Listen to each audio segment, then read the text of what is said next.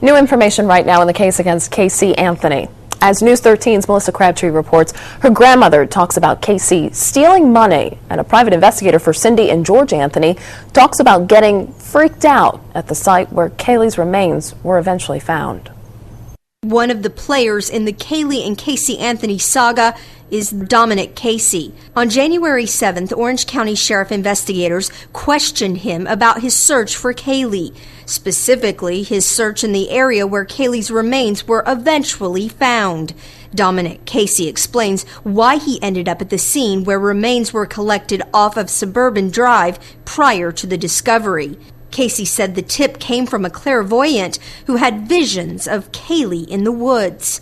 He says the psychic was on the phone with him as he walked through the woods, and she had visions of 3 concrete blocks. Casey told investigators he went walking into the woods 25 to 30 feet, looked around, and, quote, "I could see these pavers.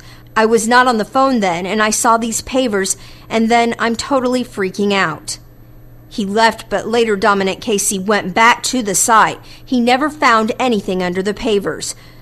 But police continued to question Casey about why he never notified investigators about his tip and what he saw. He says he was upset. Quote, maybe there's a little girl out there. If Kaylee Marie's there, then she needs to be found in a respectful manner.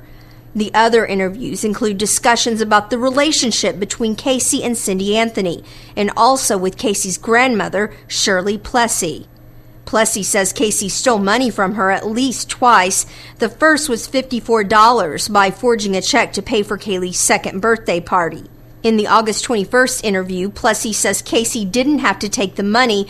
Quote, "I would have gladly given her some money." Plessy says later on, Casey stole $354 from another account of hers and told Cindy Anthony if the bank wants to arrest her, they're going to because I told them they could.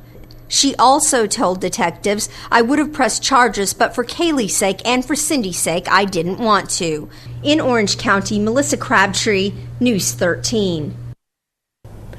Also, Cindy Anthony's coworkers told investigators about how Cindy Anthony was upset that she couldn't see or talk to Kaylee in the month before the little girl was reported missing. Some of the other documents released include descriptions of forensic evidence. Now, you can look at them all yourself on our website, cfnews13.com. Next in the case to tell you about as well, there are several outstanding motions, some filed last week. Hearing dates for those have not yet been set. And in the Zenaida Gonzalez civil case against Casey Anthony, depositions for George and Cindy Anthony are scheduled for April 9th. Remember, we have a timeline of the case and backgrounds on all the people involved. Again, that's on our website, cfnews13.com.